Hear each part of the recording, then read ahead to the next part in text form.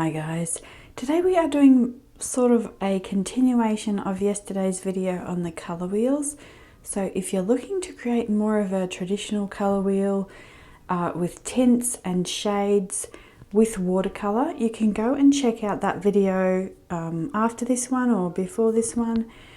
And today we're kind of going to do, and so in the end of that video I also explained how I like to alter the colour wheel a little bit and do kind of a representational colour palette, and you can see there on the left, so just a slightly different way to use a colour wheel. It's more of a visual reference of colours or a colour palette that I'm enjoying. And so today we're going to continue that sort of thought process and take some colour wheels and use them with patterns and still creating the colour wheels that are going to spin and sort of a kinetic version of a colour wheel. So the first step that I do is trace out a circle, and then I actually use water. So this is cotton watercolour paper, and I actually just use water on my brush to go around the outside of the circle. So the water, you can see, doesn't go inside the circle, but it makes it really easy to tear around it and to get this really nice decal edge. So it is an extra step. You don't need to do this, but I just really like the way that it looks.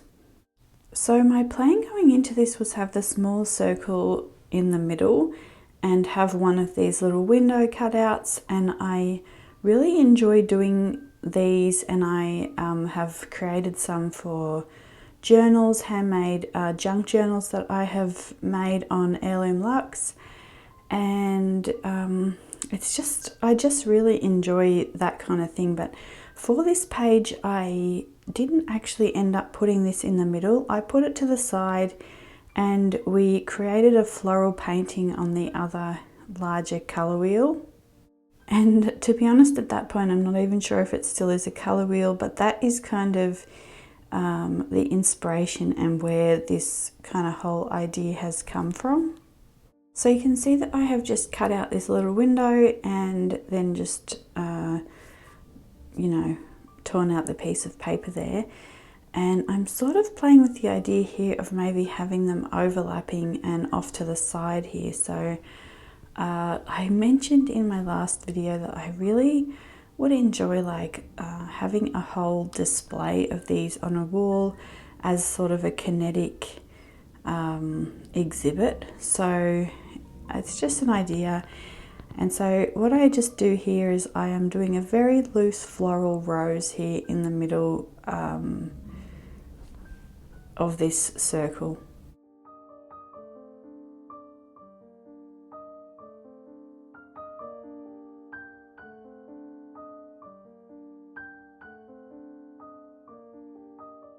So I just inserted a clip there so that you could see exactly what I mean when I'm talking about kind of having this smaller part would generally be in the middle there, and the florals are more surrounded by a colour wheel, or you know, I do different colour wheels that can kind of move and spin, you know, in different directions, and sort of you can look at the colours that way and see how they overlap and things. But for this one I just wanted to try something a little bit different, so I am just going with the floral theme, and then I was going to put some of the colour wheel pieces around it. But at the end of this video I wasn't sure exactly where I wanted to take it, and so I think that's a really good tip, is just when you get stuck, like I didn't have a huge amount of time and I didn't want to rush it and kind of ruin it, so I've just kind of, at the end of the video, I kind of left it to come back to at some stage and continue to add on to.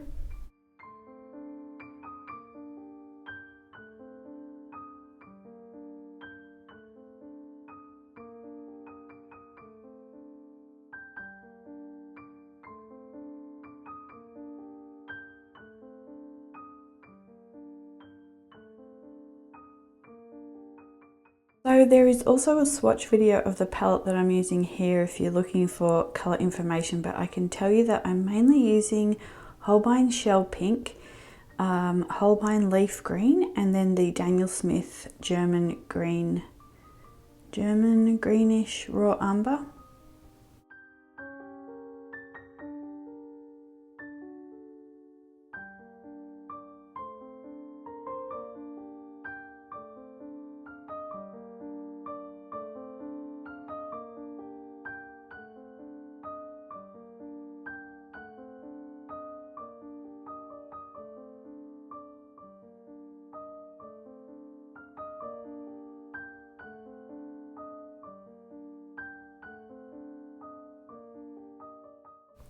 So we have talked about this a lot in the sketchbook series, and one of the things that a sketchbook is for is to try out ideas. So it doesn't have to be a perfected idea, and that's where I am kind of with this.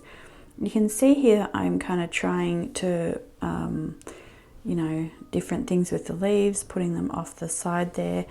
And I would love to actually create some 3D sort of silk leaves that come off the side there as well, but because the other colour wheel will be there, I just kind of decided to scrap that idea and blend that out. And I'm actually using Daniel Smith's Sedona now to create some shadow in with the shell pink. And then we're going to start with so I kind of leave it here, and then we're going to start with the smaller wheel here, and we do a similar thing. So I begin with just some colours, and then I think I do put some roses in here as well. So I kind of started, if you've seen the other video, just with more of a colour palette, a little bit sort of like inspired a bit by a pie chart, and just how much I either use of the colours or sort of a representational amount of how they're used in the palette.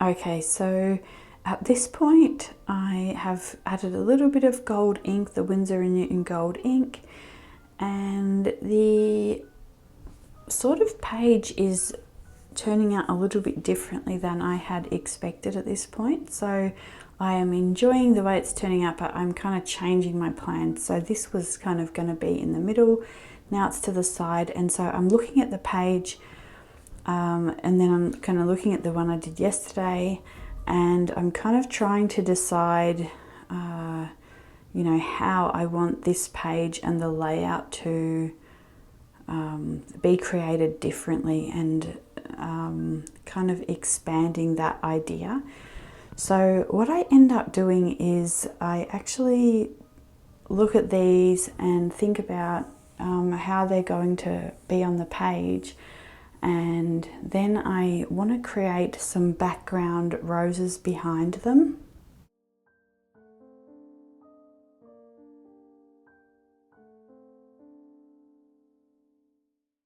So I pretty much lay them on where I think they will end up going on the page, and then I do a little bit of a line below them just to kind of remember sort of where I want the florals to end. So like I don't need to paint underneath them, but I also want to make sure that the flowers are coming out at the right angle from the side there.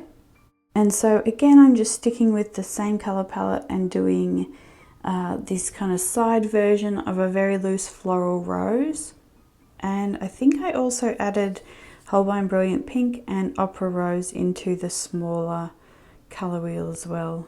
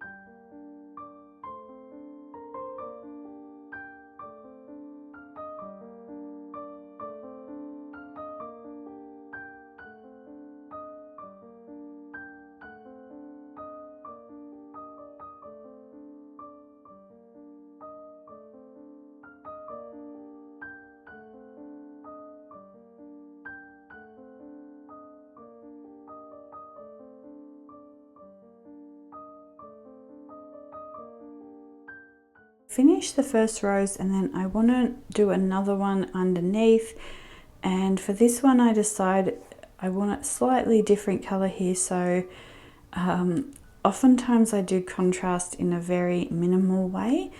And one of the things I really love, and I've been thinking about a lot this week in Monet's, I think it's the haystacks, and they're very, very minimal contrast, and it's these very hazy pale blues and pale sort of lavender colors, and they're really beautiful and soft, like you would see in the distance on kind of in the morning. So I really love that.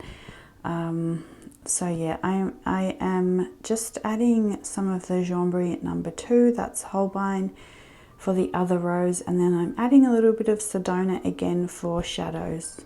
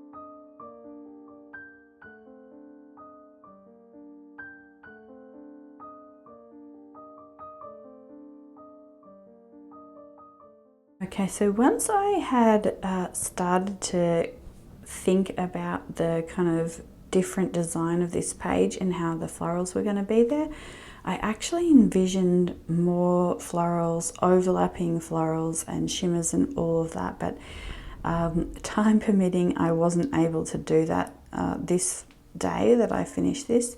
So instead of kind of rushing it, I just left it, and we may come back to this, or I may just kind of show you if I do come back to it.